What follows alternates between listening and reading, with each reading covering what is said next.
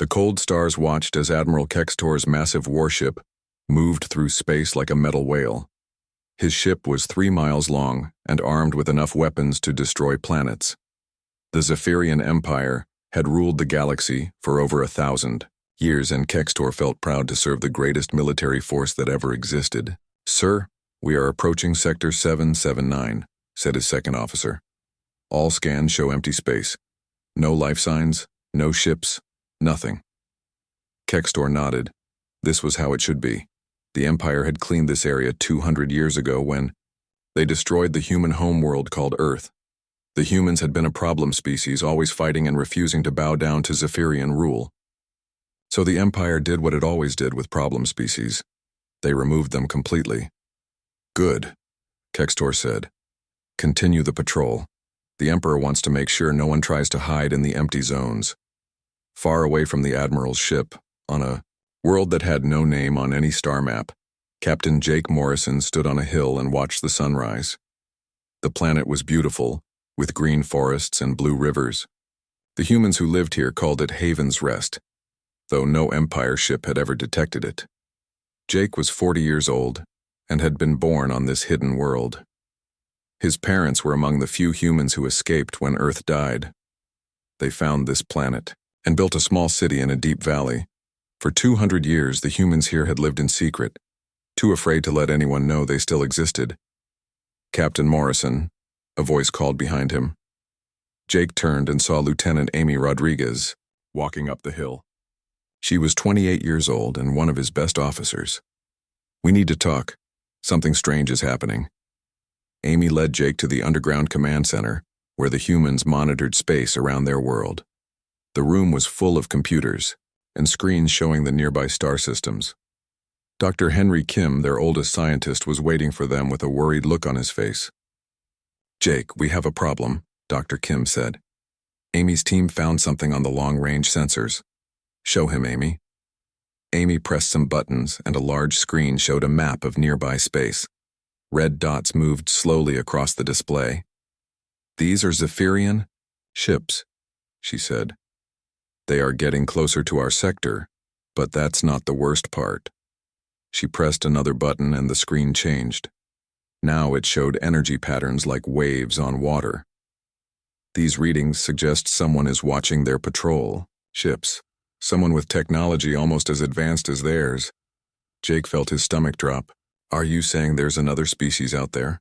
One the Empire hasn't found yet?" "Maybe," Amy said. "Or maybe the Empire is testing new detection methods. Either way, they are looking for something in this region." Dr. Kim stepped forward. "Jake, there's something else you need to know. Something we've kept secret for many years." He walked to a locked cabinet and pulled out an old datapad. "This contains information about other human survivors." Jake stared at the old man. "Other survivors? What do you mean?" "When Earth was destroyed, many ships escaped. Most were caught and destroyed, but some made it to safety. We know of at least 4 other hidden colonies." Dr. Kim's voice was quiet. "We've been in contact with them for 50 years, but we agreed to stay hidden until it was safe." Amy looked shocked. "Why didn't you tell us?" "Because young people want to fight," Dr. Kim said sadly. "Old people like me know that fighting the Empire means dying. But now," he gestured to the screen showing the patrol ships, "now they are coming here anyway." Jake felt anger building in his chest. The Empire thought they had killed all humans. They had celebrated the death of his species for 2 centuries. They had patrols in this area because they wanted to make sure no one could hide from their power. "What are our options?" Jake asked. "We can run," Dr. Kim said. "Pack up everything and move deeper into unknown space. Find another world and hope they never find us." "Or?" Jake asked. Amy stepped forward. "Or we can contact the other human colonies. Find out how strong we really are. Maybe it's time to stop hiding." Jake walked to the window and looked out at the peaceful valley. Thousands of humans lived here. They had children and farms and schools. They had built a good life, but it was a life based on fear. Every day they worried that Empire ships would find them and finish what they started on Earth. "Sir," a young technician called out, "I'm picking up new readings. The Empire ships are changing course." They're heading directly toward our system. The room went quiet. Jake felt his heart beating fast. After 200 years of hiding, had they finally been discovered? How long before they reach us? He asked. 18 hours, the technician said. Jake looked around the room at his people. Amy was checking her weapon automatically, like a soldier preparing for battle. Dr. Kim looked old and tired, like he had seen too much death already. The young technician was scared but trying to be brave. Get me secure communications with the other colonies, Jake said finally. If we're going to die, we won't die alone. And if we're going to fight... He paused and looked at each person in the room. Then it's time the Empire learned that humans don't stay dead. Amy nodded and started working on the communication system. Dr. Kim sighed but began pulling out more secret files. The technician's hand shook as he continued monitoring the approaching ships. Outside, the sun was getting higher in the sky. In the valley below, human children played in the streets, while their parents worked in gardens and shops. They had no idea that their hidden world was about to be discovered by the most powerful military force in the galaxy. Jake Morrison stood at the window and made a decision that would change everything. For 200 years, humanity had been ghosts hiding in the dark corners of space. But ghosts could become very dangerous when they decided to stop hiding. The Empire thought humans were extinct. They were about to learn how wrong they could be. Dr. Henry Kim led Jake Morrison and Amy Rodriguez through the underground tunnels beneath Haven's Rest. The tunnels were old, built by the first human settlers who came to this world. Jake had walked these passages many times, but he had never been to the deepest levels where Dr. Kim was taking them now. What I'm about to show you will change everything, Dr. Kim said as they descended deeper underground. The Colony Council decided long ago that this information was too dangerous to share. But now that the Empire is coming, you need to know the truth. They reached a heavy metal door that Jake had never seen before. Dr. Kim pressed his hand against a scanner and the door opened with a soft hiss. Inside was a room full of old computers and storage devices, all still running after 2 centuries. This is the archive, Dr. Kim said. Everything we know about the fall of Earth is stored here. Everything we know about the other human colonies. Everything we know about the Empire's true nature. Amy walked to one of the computers and stared at the screen. These are ship records, hundreds of them. Jake, these are the humans who escaped Earth before it was destroyed. Dr. Kim nodded sadly. When the Empire attacked Earth, they knew it was coming. The human government had been preparing for years. They built as many colony ships as they could and sent them in all directions. Most were caught and destroyed, but some escaped. Jake looked at the names scrolling across the screen. Each name represented thousands of people who had tried to find safety among the stars. How many made it? We know of 5 hidden colonies that still exist, Dr. Kim said. There may be more, but communication is dangerous. The Empire monitors everything. Dr. Kim activated another computer and a 3-dimensional map of the galaxy appeared in the air above them. Red dots showed Empire territory, which covered most of the known galaxy. But scattered in the dark spaces between Empire worlds were small blue dots. These are the human colonies, Dr. Kim explained. New Texas is here in the outer rim. They have become masters at building ships. Iron Harbor is in the asteroid belt of the Kelvin system. They specialize in stealth technology. Crimson Valley is hidden in a nebula where sensors don't work well. They have been training soldiers for 200 years. Amy studied the map. Why haven't we worked together? If there are thousands of humans spread across these colonies, we could be a real force. Because the Empire doesn't just kill species, Dr. Kim said, his voice growing hard. They hunt them. They study them. They learn everything about how a species thinks and fights, and then they destroy them completely. He pressed another button and the room filled with images. Jake felt sick as he watched recordings from the fall of Earth.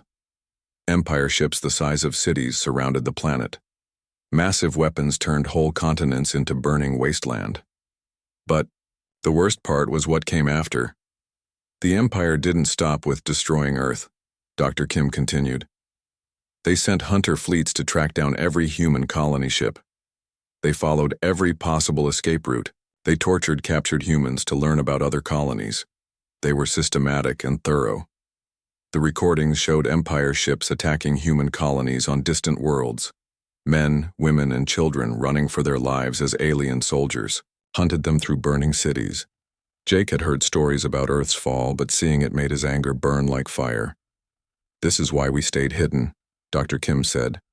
"This is why the other colonies stayed hidden. The Empire believes they succeeded. They think humanity is extinct. As long as they believe that, we can survive." Amy was studying another screen that showed intercepted Empire communications. "But they're not just looking for humans now. Look at these reports. They're hunting other species too. The Velkans, the Tauri, the Centaurans. All species they supposedly destroyed decades ago. The Empire's greatest fear is that someone will unite the survivors," Dr. Kim explained. "A single hidden colony is just a curiosity. But if the survivors work together, they could be a threat. That's why they patrol the empty zones. They're making sure nothing grows in the darkness." Jake walked around the room looking at displays, showing the true scope of the Empire's crimes. They had destroyed dozens of species, wiped out entire civilizations, and ruled through fear for over 1,000 years. And they had celebrated the death of humanity like it was a great victory. "They're approaching Empire ships," Jake said finally. "Are they looking for us specifically?" Dr. Kim shook his head. "We don't think so. Our intelligence suggests this is a routine sweep to make sure no one is hiding in this sector. But if they find us, they'll call in hunter fleets," Amy finished. "They'll track down every human colony." "Not if we stop them first," Jake said quietly. Both Dr. Kim and Amy stared at him. "Jake, you can't be serious," Dr. Kim said. "We have maybe 3,000 people here. They have millions of soldiers and weapons that can destroy stars." "But they don't know we exist," Jake pointed out. "They think we're extinct. That gives us an advantage." He looked at the map showing the scattered human colonies. "What if we contacted the other colonies? What if we coordinated our response?" Amy began working on one of the computers. "If we could establish secure communications with New Texas, Iron Harbor, and Crimson Valley, we might be able to plan something together." Dr. Kim looked terrified. "You're talking about war against the Zephyrian Empire. They've never lost a war. They've never even been challenged." "Maybe that's exactly why we can win," Jake said. "They're not expecting a fight from extinct species. They've become lazy and confident." He pointed to the recordings of Empire ships. "Look at their formations. They're designed for intimidation, not for battle against someone who isn't afraid." Amy pulled up technical specifications from the archive. "According to these old records, our ancestors studied Empire technology for years before Earth fell. They learned its weaknesses. We've had 200 years to develop countermeasures. The other colonies have been preparing too," Jake realized. New Texas building ships, Iron Harbor developing stealth technology, Crimson Valley training soldiers. What if they were all preparing for this moment? Dr. Kim sat down heavily in a chair. "Even if the other colonies agree to work together, even if we could somehow coordinate an attack, what then? The Empire has thousands of worlds, millions of ships, billions of soldiers." Jake looked at the elderly scientist with respect, but also with determination. "Dr. Kim, you've kept the truth safe for 50 years. You've preserved the history of our species and maintained contact with the other survivors. But hiding isn't survival, it's just slow death." He gestured to the screen showing the approaching Empire patrol. "They're coming here anyway. In 15 hours, they'll scan this system and probably detect our settlement. We can run and hope they don't follow us, or we can make a stand." Amy had been monitoring the communications equipment while they talked. "Jake, I'm picking up some very faint signals. They're using old human encryption codes. I think the other colonies are trying to contact us." Dr. Kim's eyes widened. "That's impossible. We have protocols about communication silence during Empire patrols." "Unless they've detected the same patrol we have," Jake said. "Unless all the colonies are facing the same threat at the same time." Amy's hands flew over the controls as she tried to clean up the signals. Slowly, voices began to emerge from the static. Human voices speaking from colonies light years away, all reporting the same thing. Empire ships were moving toward every hidden human settlement simultaneously. The time of hiding was over. Jake Morrison looked around the archive one more time, at all the records of humanity's past and the evidence of the Empire's crimes. Then he made a decision that would echo across the galaxy. "Send a message to all colonies," he said. "Tell them Captain Jake Morrison of Haven's Rest is calling for a council of war. It's time to remind the Empire what happens when you try to kill humanity." Outside, the Empire patrol ships continued their approach, unaware that they were about to witness the resurrection of a species they thought they had destroyed forever. The secure communication chamber deep beneath Haven's Rest filled with voices Jake Morrison had never heard before, speaking from worlds he had never seen. After 2 centuries of silence, the scattered children of Earth were finally talking to each other. "This is Commander Ryan Bell from New Texas," came the first clear voice through the static. "We confirm Empire ships approaching our system. They'll reach us in 22 hours. "Iron Harbor here," said a woman's voice. "Engineer Sophie Grant reporting. We have 3 Empire destroyers closing on our position. Our stealth fields are holding, but not for long." "Crimson Valley Colony responding," said a man with a deeper voice. "Colonel Matt Thompson commanding. We're tracking a full battle group heading straight for the nebula. They know we're here." Jake looked at Amy and Dr. Kim. The situation was worse than they had imagined. The Empire wasn't just sending random patrols. They were conducting a coordinated sweep of every sector where humans might be hiding. "This is Captain Jake Morrison, from Haven's Rest," he said into the communication device. "We need to share information. This can't be a coincidence." Commander Bell's voice crackled through the speaker. "Jake, we've been monitoring Empire communications for weeks. Something has changed in their high command. They're talking about final cleansing operations and eliminating hidden threats." "We intercepted similar messages," Sophie Grant added from Iron Harbor. "The Empire is celebrating the 200th anniversary of Earth's destruction next month. They want to make sure no humans are left to spoil their victory party." Jake felt his hands clench into fists. The Empire was planning to celebrate the death of his species while simultaneously making sure they finished the job they started 2 centuries ago. "What are our capabilities?" Jake asked. "If we're going to coordinate a response, I need to know what each colony can contribute." Colonel Thompson spoke first. "Crimson Valley has been training soldiers for 200 years. We have 1,500 combat veterans and enough weapons to arm 5,000 more. We've also been studying Empire ground combat tactics. We know how to fight them." "New Texas has been building ships," Commander Bell reported. "Not big ships like the Empire uses, but fast ships designed specifically to fight Zephyrian technology. We have 37 vessels ready for combat, with more being completed every day." Sophie Grant's voice came through clearly. "Iron Harbor has developed stealth systems that can hide entire fleets from Empire sensors. We've also created new types of weapons that can penetrate their shields. The problem is we only have enough equipment for maybe 20 ships." Jake did quick calculations in his head. The combined human colonies had maybe 10,000 people total and less than 50 combat ships. The Empire had millions of soldiers and thousands of warships. The numbers were impossible. "There's something else," Dr. Kim said quietly. He had been working at another computer while they talked. "I've been analyzing the Empire communications that Amy intercepted earlier. They're not just hunting humans." He activated a wall display that showed intercepted Empire messages. Jake read them with growing amazement. "Velkin resistance spotted in Sector 12. He read aloud. "Tauri survivors confirmed in the asteroid belt.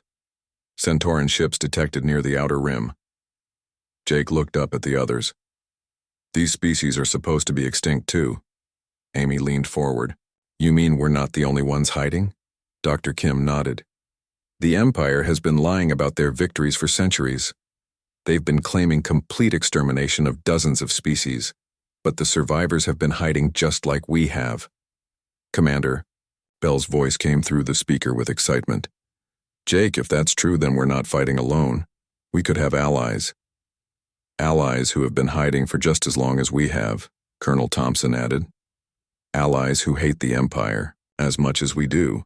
Sophie Grant had been quiet, but now her voice came through with barely controlled anger. My grandmother was on the science ship that escaped Earth. She told me stories about the other species the Empire destroyed. The Velkans were warriors. The Tauri were master engineers. The Centaurans were explorers who knew every secret path through space. Jake began to see possibilities he had never imagined. What if we could contact these other survivor groups? What if we could coordinate not just with human colonies, but with all the species the Empire thinks they destroyed? The Empire's worst nightmare, Amy said softly. An alliance of everyone they've tried to kill. Dr. Kim was pulling up more files from the archive. We have some old diplomatic contacts from before Earth fell. The human government maintained relationships with many species. Some of those communication codes might still work. Over the next several hours, the human colonies worked together to extend their communication network. Using old diplomatic codes and hidden relay stations, they began reaching out to other survivor groups scattered across the galaxy. The first response came from a Velkan war chief named Zak Thul. His voice was rough and proud. Humans still live? This brings joy to Zak Thul's warrior heart. The Velkans remember the brave Earth soldiers who fought beside us. Next came the Tauri Engineer Collective, speaking through their representative Mecha. The Tauri have been building weapons in the deep asteroid fields. We have been waiting for the day of vengeance. The Centaurans responded through Captain Vithara from their hidden ships in dark space. The Star Roads remember all who travel. Them. The Centaurans know secret paths that lead to the Empire's heart. As more species joined the communication network, Jake began to understand the true scope of what was happening. The Empire had been claiming victory after victory for centuries, but they had been lying. Dozens of supposedly extinct species were still alive, still hiding, still waiting for their chance to strike back. This is bigger than any of us imagined, Jake said to the assembled voices from across the galaxy. The Empire thinks they rule unopposed, but we represent millions of survivors who refuse to stay dead. Commander Bell's voice carried new confidence. Jake, New Texas has been designing ships for 200 years, but we've been thinking too. Small. With Tauri engineering and Centauran navigation, we could build a fleet that no one expects. Crimson Valley can provide tactical expertise, Colonel Thompson added, and with Velkan warriors fighting beside human soldiers, we could take on Empire ground forces. Sophie Grant was excited now. Iron Harbor's stealth technology combined with Centauran knowledge of hidden space routes could let us strike anywhere in Empire territory without being detected. Jake looked around the communication chamber at Amy and Dr. Kim. The old scientist was staring at the displays showing contact with dozens of survivor species. Tears were running down his face. I thought humanity was alone, Dr. Kim whispered. For 200 years I thought we were the last hope of our species, but we were never alone. Amy was studying tactical displays that showed the combined capabilities of all the survivor groups. Jake, this changes everything. We're not just a few hidden colonies anymore. We're the foundation of something that could actually challenge the Empire. Jake nodded slowly. The Empire patrol ships were still approaching Haven's Rest, but he was no longer afraid. The Zephyrian Empire had built their power on lies. They had claimed to destroy species completely while survivors hid and grew stronger in the darkness. Send a message to all colonies and all allied species, Jake said. The age of hiding is over. We're going to build something the galaxy hasn't seen in 1,000 years. We're going to build hope. As the voices of dozens of survivor species filled the communication chamber, Jake Morrison realized that the Empire's greatest mistake wasn't thinking they had destroyed humanity. Their greatest mistake was thinking that the survivors would stay afraid forever.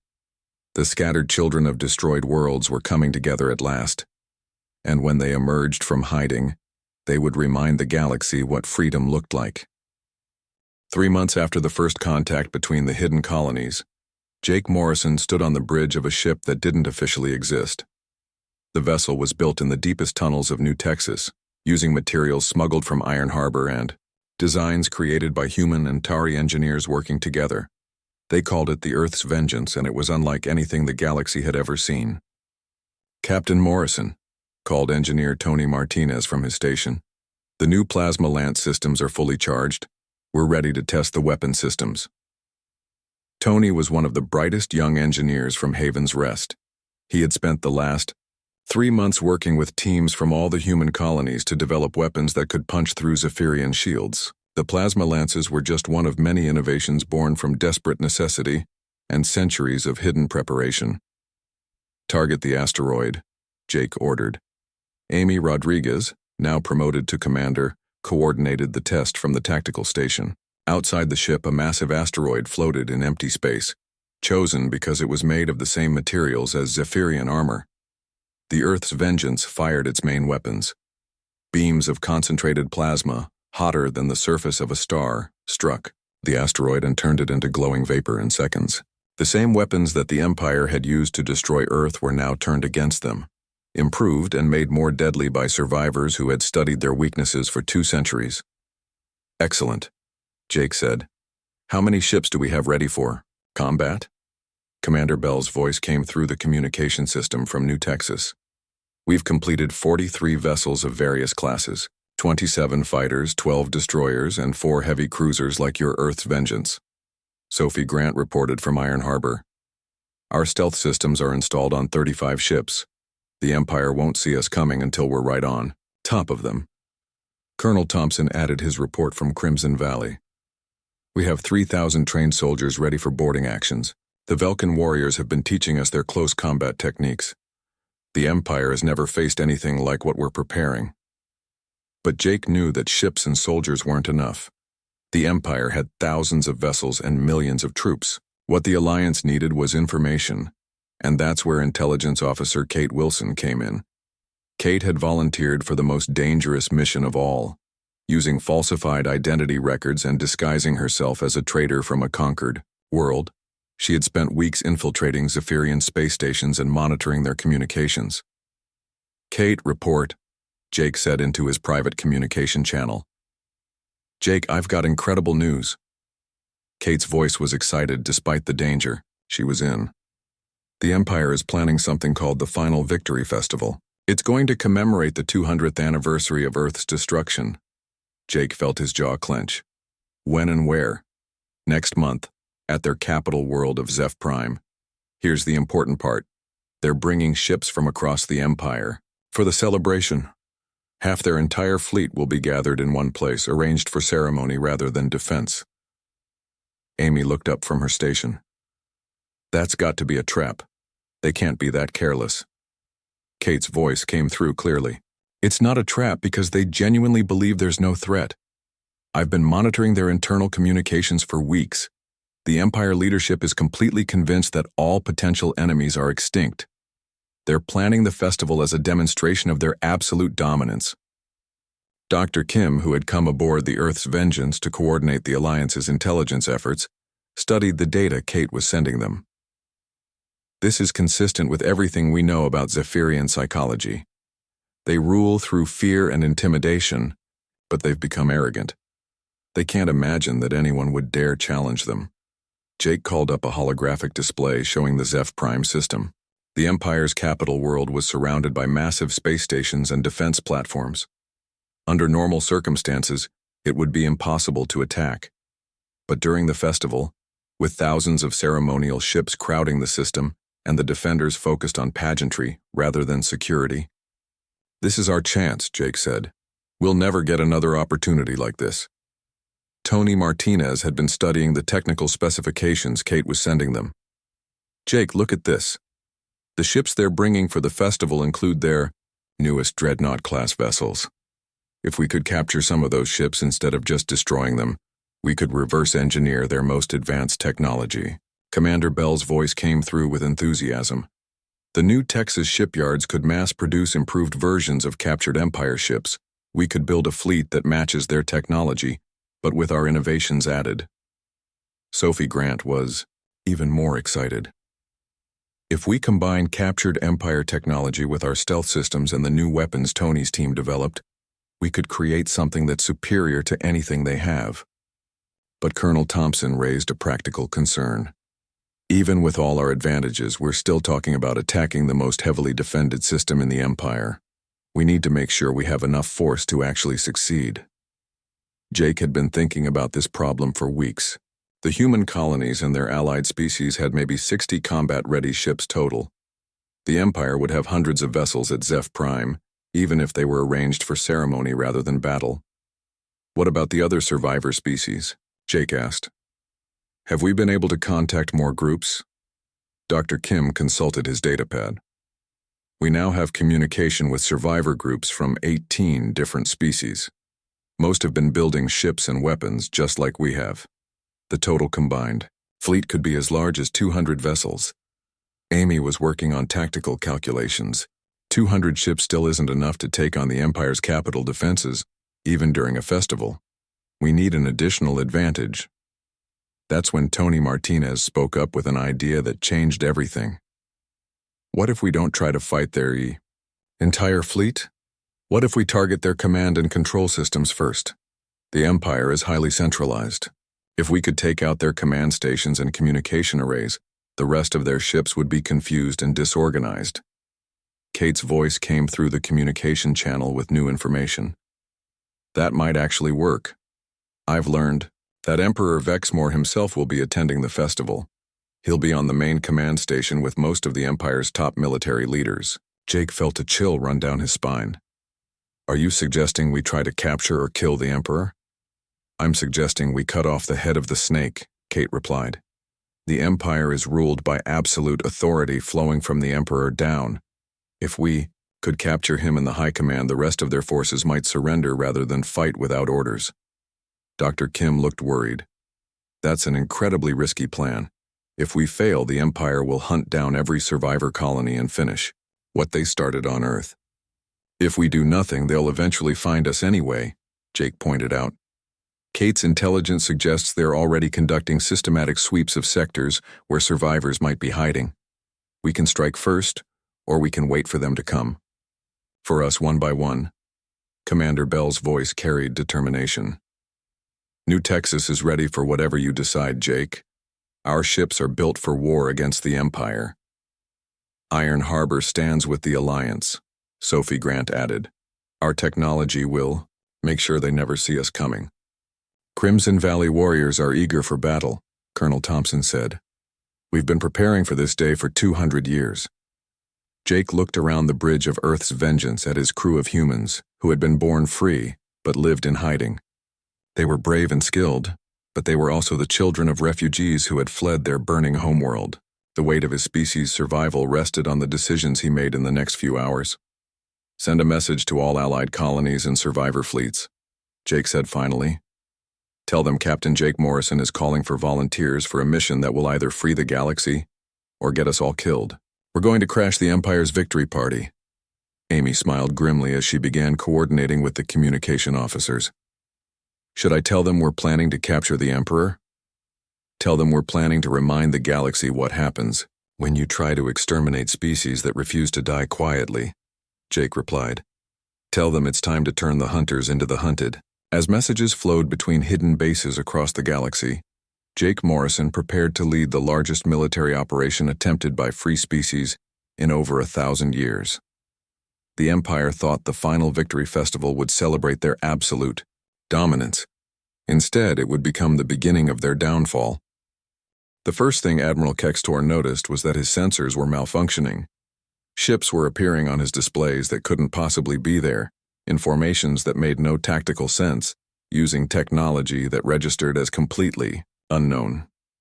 Sir, we're detecting multiple contacts emerging from hyperspace, his communications officer reported, his voice tight with confusion. They're not using any identification codes in our database.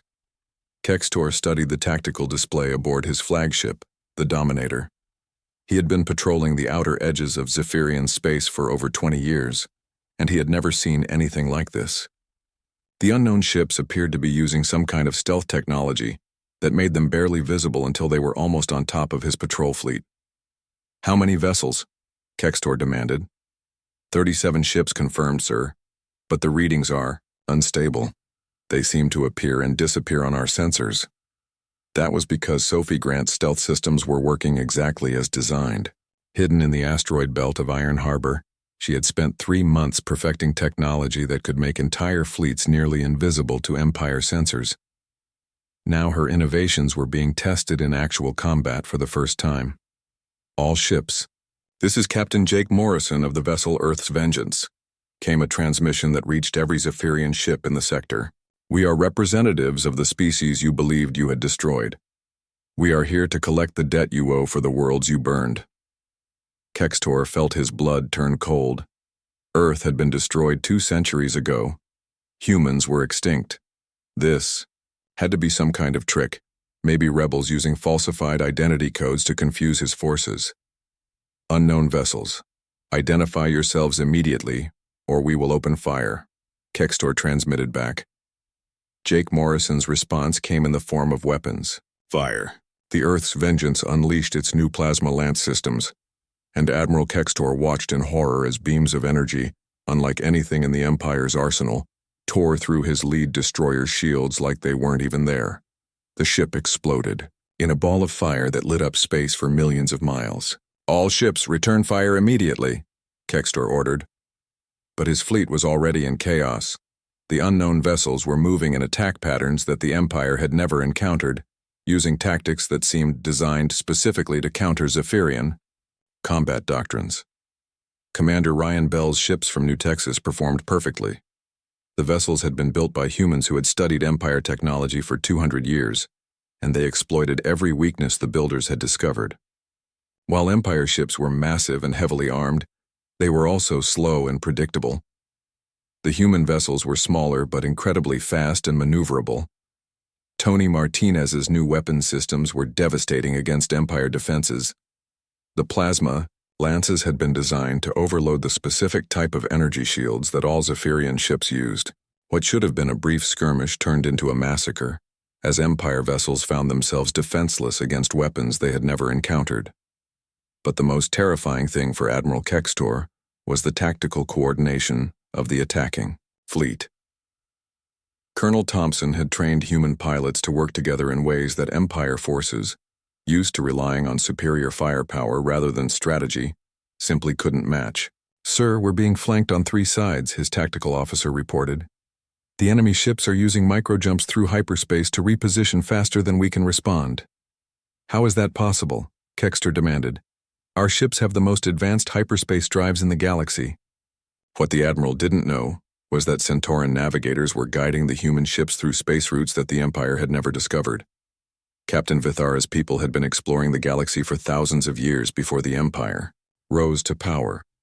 They knew shortcuts and hidden paths that could cut travel time between distant points from hours to minutes. Within 3 hours of the first attack, Admiral Kextor's entire patrol fleet had been destroyed. Not a single human ship had been lost, though several had taken damage from the few shots Empire forces managed to fire before being overwhelmed. Unknown human vessels. "This is Admiral Kextor aboard the Dominator," came a transmission from the Empire's flagship as it drifted powerless through space. "I surrender my vessel and my crew. Please show mercy to my surviving personnel." Jake Morrison's voice came back immediately. "Admiral, your Empire showed no mercy to Earth. Your Empire showed no mercy to dozens of other worlds you burned. But we are not like you. Your crew will be treated according to the laws of war." Amy Rodriguez coordinated the boarding parties that secured the surviving Empire vessels. Among the captured equipment and data files, they found something that made Jake's heart race with excitement. "Jake, you need to see this," Amy called from the captured ship's bridge. "They have complete tactical information about the final Victory Festival. Ship positions, security arrangements, the Emperor's schedule, everything." Dr. Kim, who had come aboard to help analyze the captured data, was amazed by what they found. "This is better intelligence than we could have hoped for.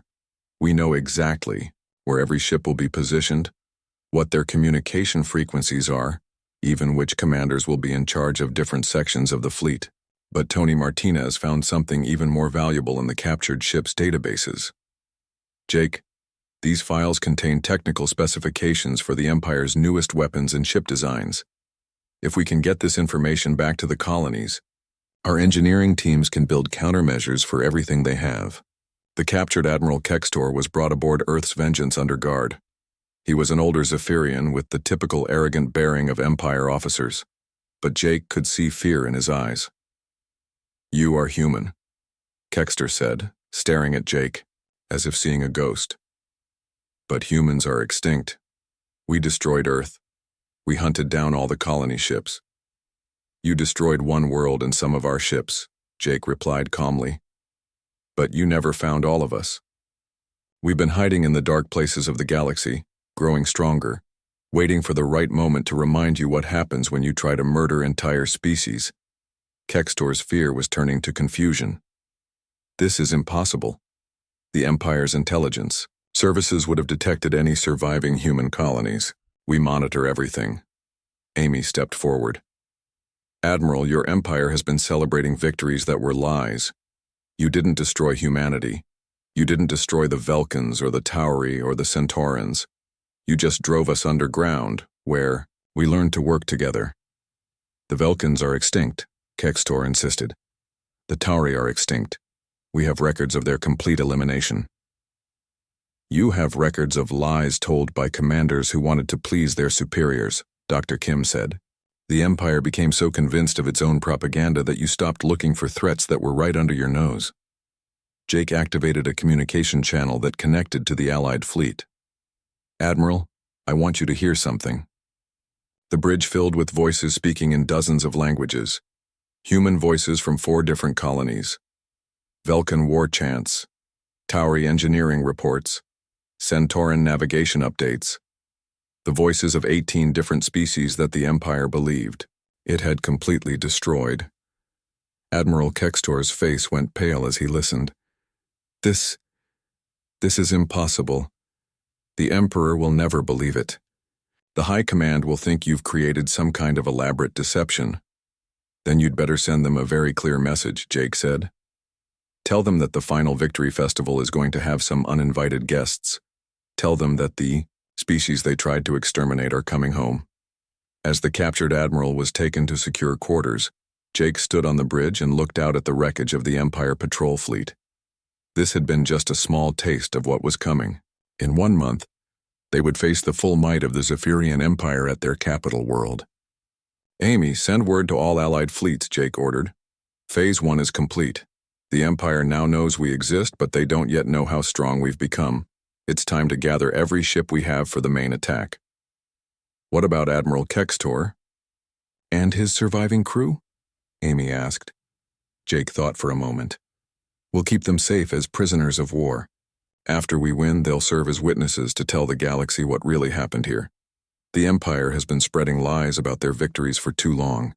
As Earth's vengeance and the Allied fleet disappeared into hyperspace, heading back to their hidden bases to prepare for the largest battle in galactic history, they left behind only wreckage and a message buoy. The message was addressed to Emperor Vexmore personally, and it contained just 4 words. Humanity sends its regards. The age of Empire dominance was ending. The age of the Phoenix fleet was about to begin. News traveled fast across the galaxy, especially news that shattered everything the Zephyrian Empire claimed to be true. Within days of the first Phoenix fleet attack, underground communication networks that had been silent for centuries began, buzzing with activity. Jake Morrison stood in the command center of the hidden base they had established in a dead system between New Texas and Iron Harbor. The base was built inside a massive asteroid, invisible to Empire sensors but equipped with the most advanced communication equipment the Allied species could create. Jake, we're receiving signals from survivor groups we never knew existed, Dr. Kim reported, his voice filled with amazement. The attack on Admiral Kextor's fleet has convinced dozens of hidden colonies that it's safe to break communication silence. Amy Rodriguez was coordinating responses from the tactical station. We have confirmed contact with Moran survivors in the Vega sector, Colthrian refugees near the Galactic Rim, and something called the Silent Fleet that claims to be the remnants of 7 different species working together. The main display screen showed a map of the galaxy that was changing before their eyes. For centuries, the map had shown vast areas of empty red space marked as cleansed zones, where the Empire claimed no life existed. Now blue dots were appearing throughout those zones as survivor colonies revealed themselves. This is remarkable, Sophie Grant's voice came through from Iron Harbor. We're not just talking about a few hidden bases. We're talking about entire shadow civilizations that have been developing independently for generations. Commander Bell added his report from New Texas. Some of these survivor groups have technology we never imagined. The Silent Fleet has mobile shipyards that can build vessels while traveling through hyperspace. The Moran colonies have developed weapons that can disable Empire ships without destroying them, but it was Colonel Thompson who reported the most significant development. Jake, the Velkan war clans are mobilizing. Chief Zakthul says they have been secretly rebuilding their warrior traditions for 200 years. They're offering to provide ground troops for our operations. Jake studied the reports flowing in from across the galaxy. Each survivor group had developed different specializations during their years of hiding. Some had focused on technology, others on tactics, still others on preserving their cultures and training new generations of fighters. The Empire's worst nightmare is coming true, Jake said. They claim to rule an empty galaxy, but it turns out they've been surrounded by enemies they never knew existed.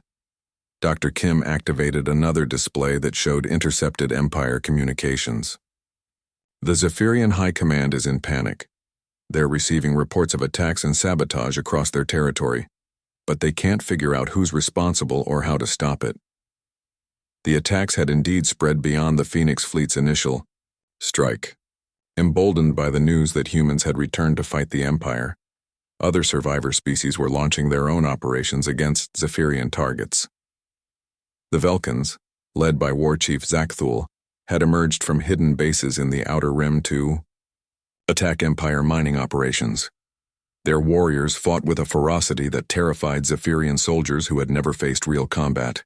The Empire had grown soft during centuries of ruling through intimidation, rather than actual warfare. The Tauri engineering collectives had sabotaged Empire infrastructure systems, causing power failures and communication blackouts across dozens of worlds. Their intimate knowledge of technology allowed them to create problems that Empire engineers couldn't solve. The Centaurans used their knowledge of hidden space routes to strike at Empire supply convoys, then disappear into regions of space that didn't exist on any Zephyrian star chart. Their hit-and-run attacks left Empire forces confused and demoralized. "Jake, we need to coordinate these operations," Amy said. "Right now, every species is fighting independently. If we could organize a unified strategy, we could multiply our effectiveness." That's when Intelligence Officer Kate Wilson's voice came through the communication system from deep within Empire territory. "Jake, I have critical information. The Empire is panicking, but they're also adapting. Emperor Vexmore has called off the final victory festival." Jake felt his heart sink. The plan to attack during the festival had been based on catching the Empire's fleet concentrated and unprepared. If they had canceled the celebration, the opportunity was lost. "Wait," Kate continued. "It gets better. The Emperor isn't canceling the festival because he's afraid. He's moving it to an even larger venue because he wants to make a statement. He's gathering not just half the Empire's fleet, but the entire military to demonstrate that these terrorist attacks by supposedly extinct species can't threaten Zephyrian power." Dr. Kim leaned forward. "Where is he moving the festival?"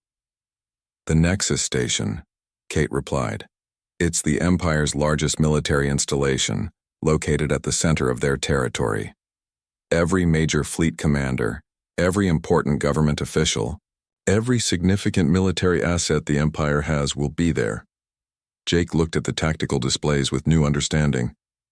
He's putting everything in one place to show that he's not afraid. "But that means if we can strike there, we can cripple the entire Empire in one operation," Amy finished. "Jake, this is bigger than we planned. This isn't just about humanity anymore. This is about liberating the entire galaxy." Tony Martinez's voice came through from the engineering station. "The technical challenge is enormous. Nexus Station is surrounded by defensive platforms and protected by the most advanced shields the Empire has. We'd need a fleet larger than anything we've assembled." "Then we build a larger fleet," Jake said. "Send messages to every survivor group we've contacted. Tell them this is the moment we've all been waiting for. Tell them that for the first time in 1,000 years, free species have a chance to end the Empire's reign of terror." Over the following weeks, something unprecedented happened in galactic history. Species that had been enemies before the Empire's rise, species that had fought wars against each other for millennia, came together with a single purpose. The desire for freedom proved stronger than ancient grudges. The Vulcans contributed their warriors and battle-hardened ships. The Tauri provided advanced engineering and weapons technology. The Centaurans offered navigation expertise and knowledge of secret routes. Dozens of other species added their own unique capabilities to what was becoming the largest military alliance in recorded history. "Jake," Commander Bell reported from New Texas, "our shipyards are working around the clock. We've completed over 100 vessels of various classes. The Tauri engineering teams have helped us improve our designs beyond anything we thought possible." Sophie Grant added her report from Iron Harbor. "The stealth systems are installed on 237 ships. We've also developed new types of electronic warfare capabilities that can disrupt Empire communications and targeting systems." Colonel Thompson had been coordinating with the Vulcan war chiefs. "We have over 15,000 troops ready for boarding actions and ground assault operations. The Vulcans have taught us combat techniques that the Empire has never encountered. But it was Dr. Kim who provided the most important intelligence. Jake, our analysis of the captured data from Admiral Kextor's fleet shows something critical. The Empire's command structure is completely centralized. Every major decision flows through Nexus Station. If we can capture or destroy the command center, the rest of their forces will be leaderless." Jake looked at the assembled data and realized they were facing the opportunity of several lifetimes.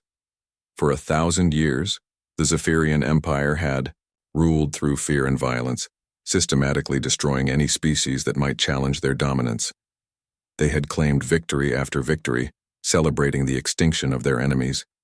But they had made one crucial mistake. They had assumed that survival meant surrender, that hiding meant defeat, that scattered groups could never unite against organized power. "Send the final mobilization order to all Allied fleets," Jake commanded. "Tell every survivor group, every hidden colony, every ship that dreams of freedom, that this is their moment. We're going to show the Empire what happens when you try to exterminate hope itself."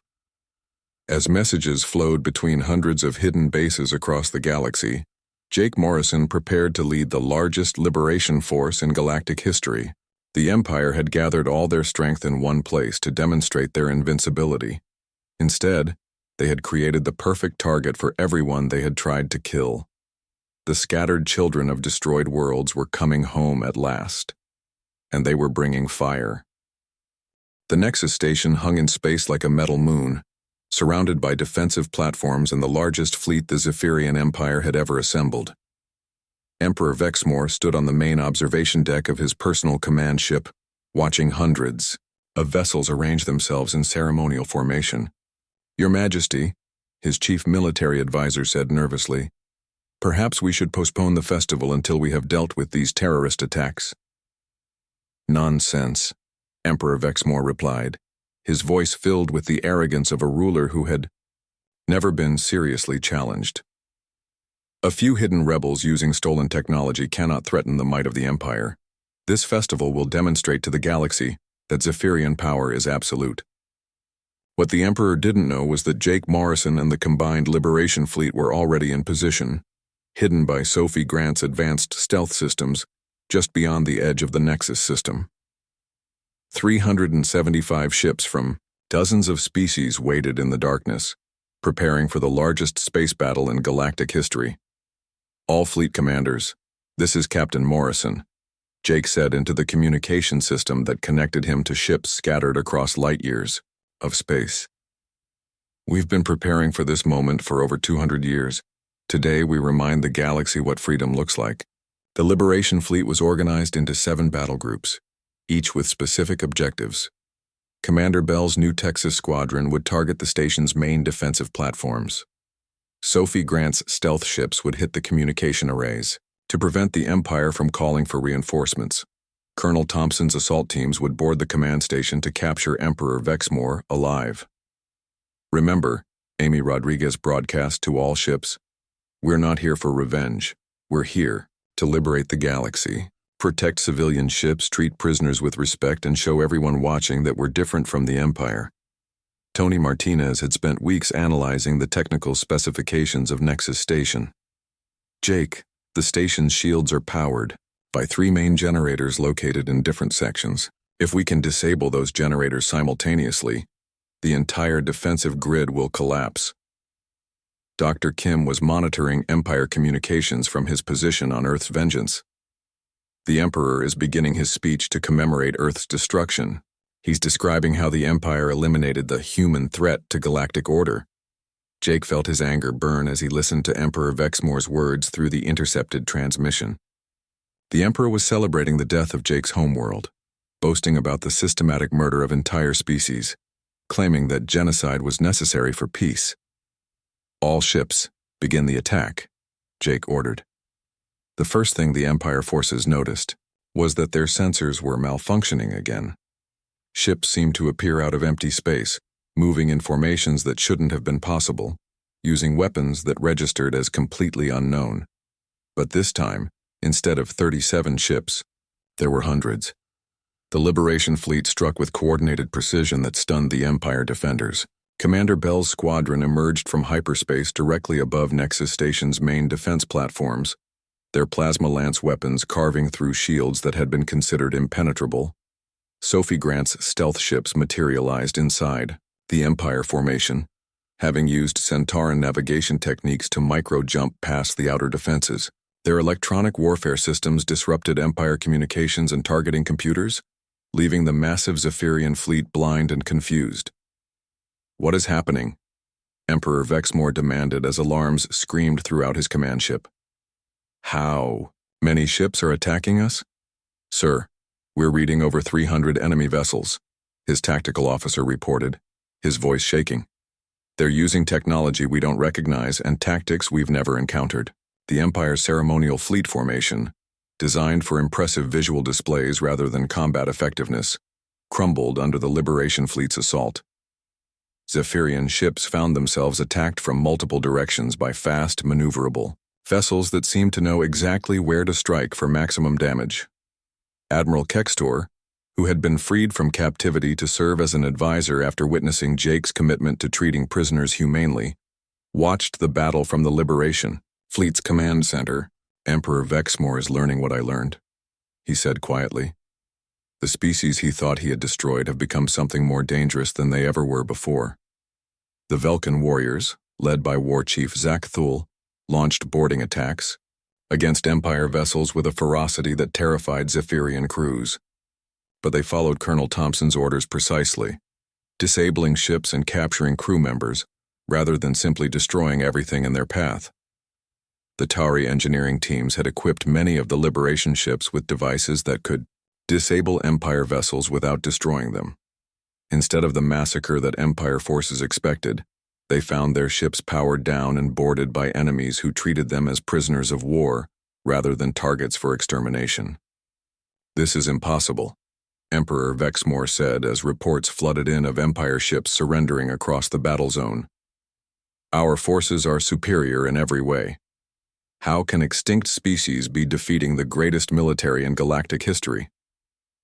His question was answered when Colonel Thompson's assault teams, supported by Velkan warriors and human soldiers, breached the main command station where the Emperor was located. The boarding action was swift and precise, with minimal casualties on both sides. Jake Morrison himself led the team that entered the Emperor's command center.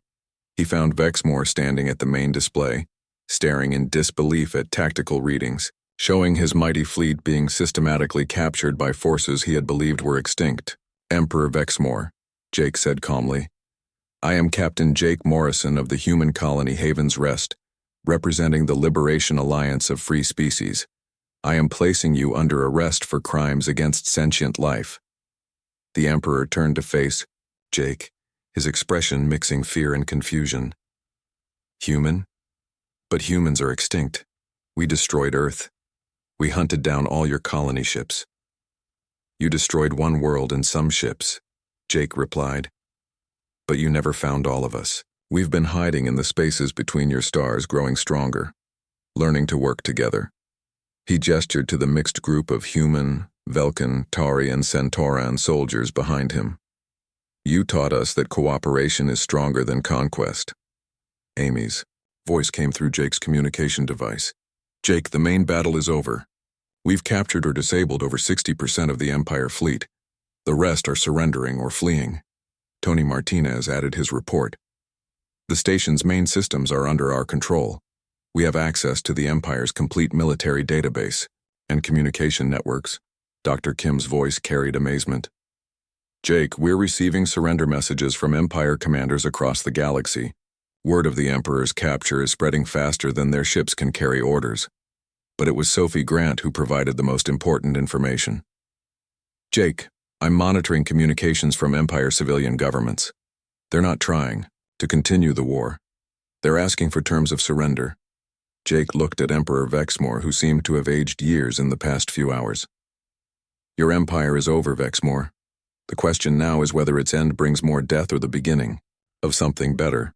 The Emperor stared at the liberation forces surrounding him. Humans he had thought extinct. Velkans he believed destroyed. Tauri and Centaurans and dozens of other species his empire had claimed to eliminate completely. What do you want? Vexmore asked quietly. We want what your empire never gave anyone else, Jake replied. We want the choice to live free. As news of the Emperor's capture spread across the galaxy, something unprecedented began happening. On world after world, species that had been conquered centuries ago began to throw off Zephyrian rule. The Empire's local governors, cut off from central command and facing rebellion supported by the Liberation Fleet, found themselves forced to negotiate rather than fight. The battle for Nexus Station had lasted 18 hours. The fall of the Zephyrian Empire took only 3 days. Jake Morrison stood on the bridge of Earth's Vengeance, looking out at hundreds of captured Empire ships and the massive Nexus Station, now flying the flags of dozens of liberated species. Amy Rodriguez was coordinating with liberation forces across the galaxy, helping new governments establish themselves on worlds that had been under Empire rule for centuries. Jake, Dr. Kim said softly, your parents would be proud. Earth is avenged, but more than that, the galaxy is free. Jake nodded, but he was already thinking about the future. The easy part is over, Dr. Kim. We destroyed an empire. Now we have to help build something better. The age of empire was ending. The age of cooperation was about to begin. But first, there was one more thing Jake needed to do. He activated the galaxy-wide communication system and began broadcasting, on all frequencies, to every world that had ever been conquered, to every species that had ever been oppressed. People of the galaxy, he said. This is Captain Jake Morrison of the Liberation Alliance. The Zephyrian Empire is no more. You are free. 6 months had passed since the fall of Nexus Station, and Jake Morrison found himself standing in a place he had never expected to see. The great assembly hall on the former capital world of the Zephyrian Empire had been rebuilt and renamed. Now it served as the meeting place for the first Galactic Council in over 1,000 years. Representatives from 347 different species filled the massive chamber. Some were species that had been free before the Empire's rise. Others were survivors of worlds the Empire claimed to have destroyed. Still others were former subjects of the Empire who were experiencing freedom for the first time in centuries. The chair recognizes Captain Morrison of the Human Liberation Fleet, announced Councillor Veltar, a Centauran diplomat who had been elected as the Assembly's first speaker. Jake stood at the central podium, looking out at faces representing every corner of the galaxy. 6 months ago, he had been hiding on a secret world, hoping the Empire would never find his small colony. Now he was addressing the largest gathering of free species in recorded history. Fellow representatives, Jake began, we gather here not as conquerors, but as liberators, not as rulers, but as partners. The Zephyrian Empire fell because it tried to rule through fear and violence. We must build something different. The applause that followed came from hundreds of different species, each showing appreciation in their own way. Humans clapped their hands. Velkans struck their weapons against their shields. Tauri hummed in harmonic frequencies, and dozens of other species added their voices to the celebration. Amy Rodriguez, now holding the rank of admiral in the new Galactic Defense Force, sat in the section reserved for military advisors. She had spent the past months helping coordinate the peaceful transition of power on worlds across the galaxy. Not every transition had been smooth, but the Liberation Alliance's commitment to justice rather than revenge had prevented the collapse into chaos that many had feared.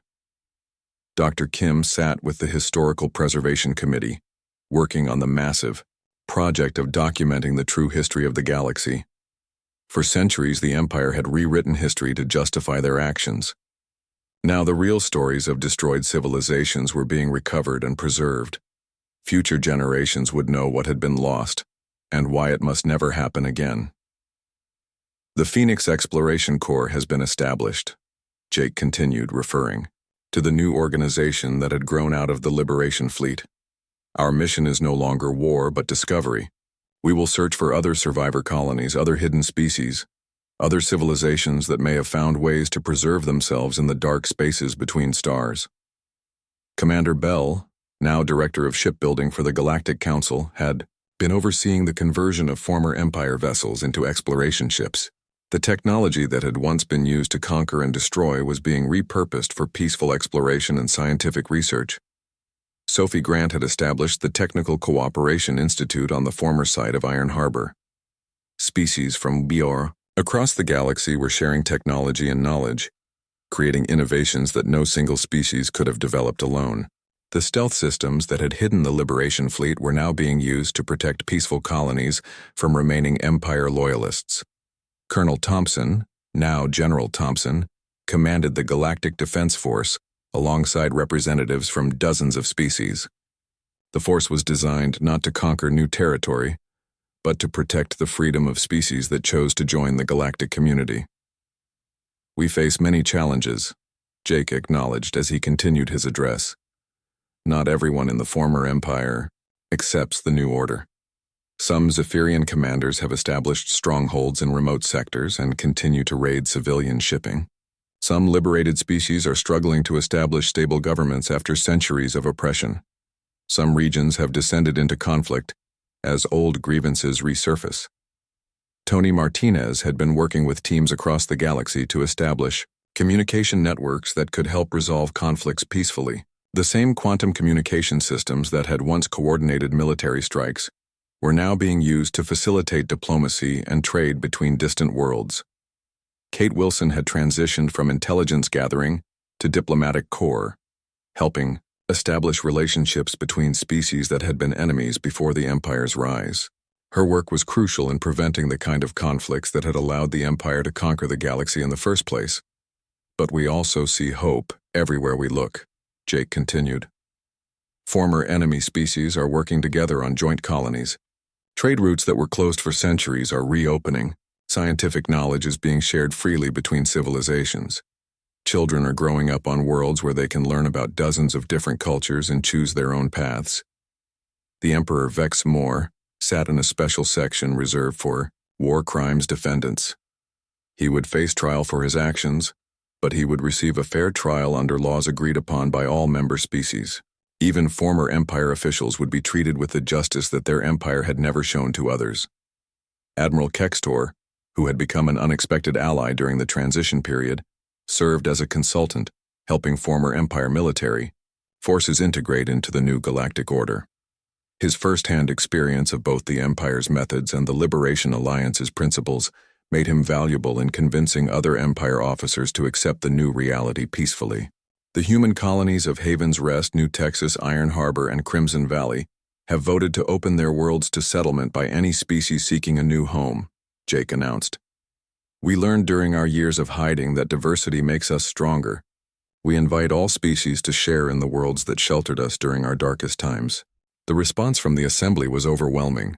Species after species rose to announce similar offers.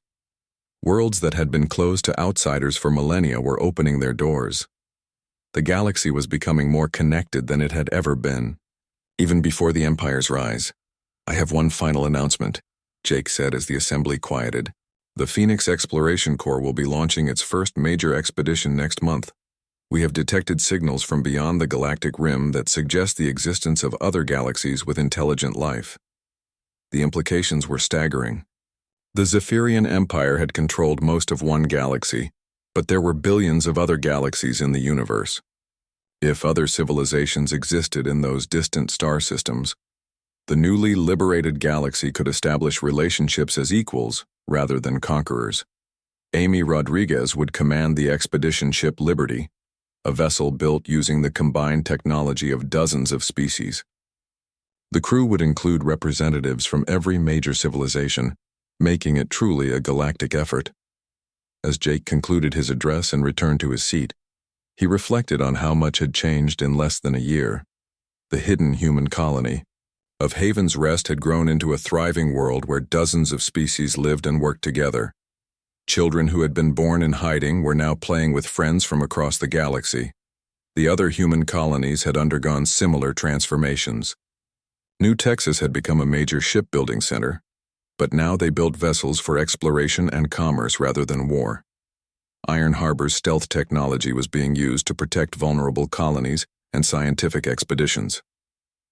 Crimson Valley's warriors had become teachers, training peacekeepers rather than soldiers.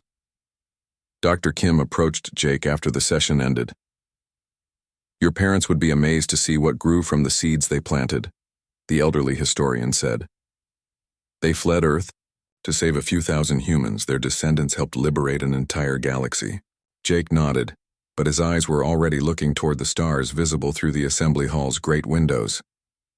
"The galaxy is free, Dr. Kim, but our work isn't finished. There are still species out there hiding in the dark, still afraid to reveal themselves. There are still worlds suffering under the remnants of Empire rule. And beyond our galaxy, there are civilizations we haven't even imagined yet." Amy joined them, carrying data pads with preliminary reports from the Exploration Corps.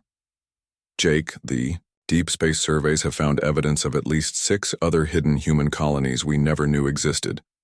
And that's just in our local sector."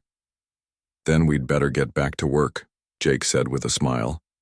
"The universe is a lot bigger than we thought, and there's a lot more exploring to do."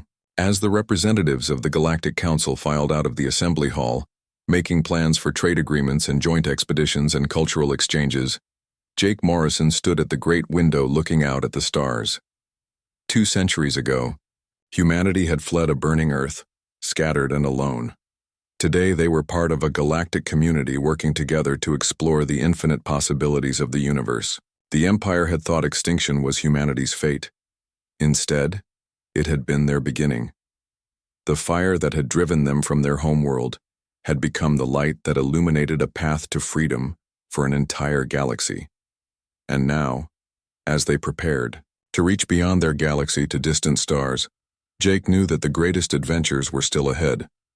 Humanity had returned with fire, and now they were sharing that fire with anyone who chose to walk beside them toward the stars.